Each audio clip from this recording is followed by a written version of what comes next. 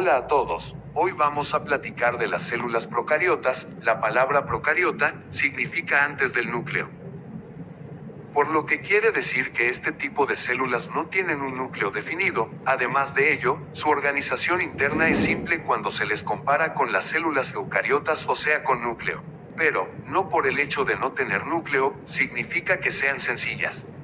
Conozcámoslas.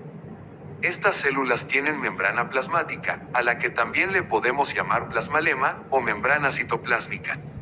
La membrana separa a la célula de su medio ambiente y a la vez es su medio de comunicación con el exterior. Después de esta membrana, las células procariotas tienen una pared celular que está formada principalmente por moléculas de proteínas y carbohidratos llamadas peptidoglucano. Esta pared les confiere una mayor protección. Algunas células procariotas incluso tienen una tercera capa, llamada cápsula, y formada principalmente por ácido ciálico. Esta última capa dificulta la fagocitosis, es decir, dificulta que las células que nos protegen de las bacterias puedan comérselas y destruirlas. Pero, pasemos al interior. En el interior, el líquido en el que se encuentran embebidas todas las estructuras celulares se llama citoplasma, y en él podemos ver algunos pliegues muy pronunciados de la membrana plasmática hacia el interior de la célula. A estos pliegues se les conoce como mesosomas y harían las veces de los organelos que encontramos bien diferenciados en las células eucariotas. Como vemos, las células procariotas no tienen organelos de membrana. Sin embargo, sí cuentan con organelos proteínicos como los ribosomas, que sirven para fabricar las proteínas. Las proteínas son la maquinaria que realiza las funciones en todas las células. La información para formar estas proteínas se encuentra en una molécula, el ácido desoxirribonucleico o ADN, como en cualquier otro tipo de célula, y aunque no tiene un organelo llamado núcleo para guardarlo, el ADN no se encuentra todo desordenado por la célula. En estas células, el ADN se encuentra en un espacio llamado nucleoide. A diferencia de las células eucariotas, las células procariotas forman un solo cromosoma con su ADN y este es circular. Sin embargo, algunas bacterias con mucha suerte pueden tener información genética extra que les da una ventaja sobre sus compañeras. Esta información está guardada en unos cromosomas circulares pero pequeñitos llamados plásmidos. Cada plásmido suele tener apenas de un par unos 5 genes.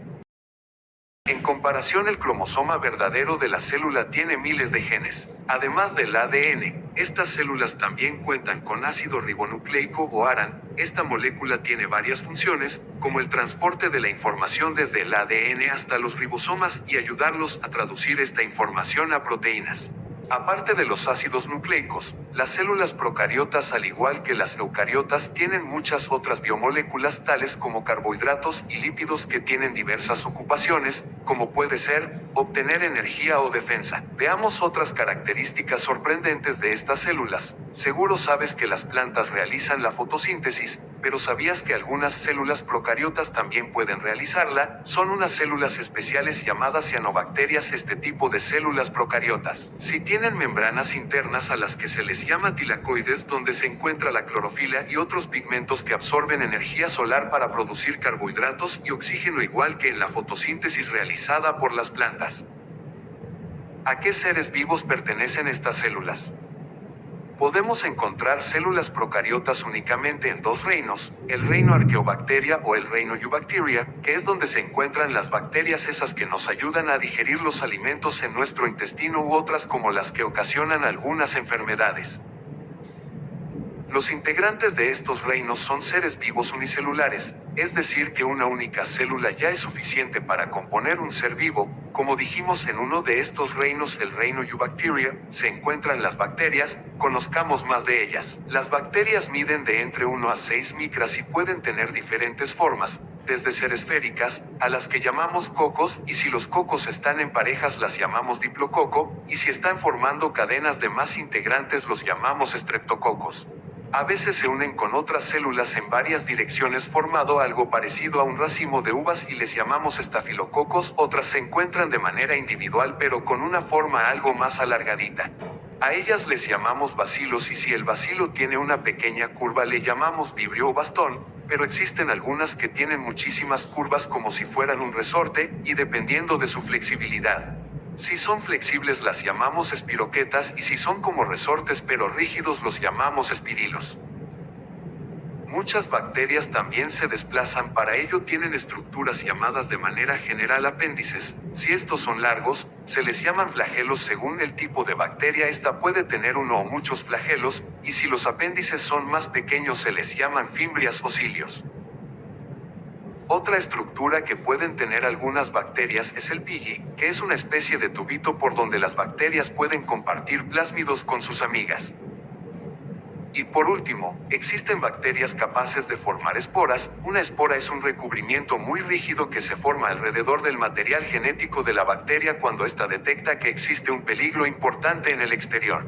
Por ejemplo, cuando siente que su ambiente se está secando o que falta la comida. De esta manera la bacteria guarda dentro de la espora su material genético y cuando las condiciones vuelvan a ser favorables, volverán a desarrollarse y a vivir de manera normal. Se ha detectado que una espora puede vivir cientos de años y reactivarse cuando encuentra finalmente las condiciones adecuadas. Ahora platiquemos un poco del otro reino que posee células procariotas, las arqueobacterias. Las arqueobacterias pueden tener muchas más formas que las bacterias. Además de las formas que ya vimos, pueden existir arqueobacterias lobuladas, en forma de plato o incluso en forma irregular. Otra diferencia importante es que las membranas de las bacterias tienen lípidos que se parecen bastante a los nuestros, pero los lípidos de las membranas de las arqueobacterias son ramificados y se piensa que es en parte por ello que las arqueobacterias pueden sobrevivir a ambientes extremos como lagos muy salados o casi congelados, en ambientes ácidos o incluso en las orillas de los volcanes. ¿Y a ti, qué te pareció más sorprendente de las células procariotas? Compártelo con nosotros en la sección de los comentarios.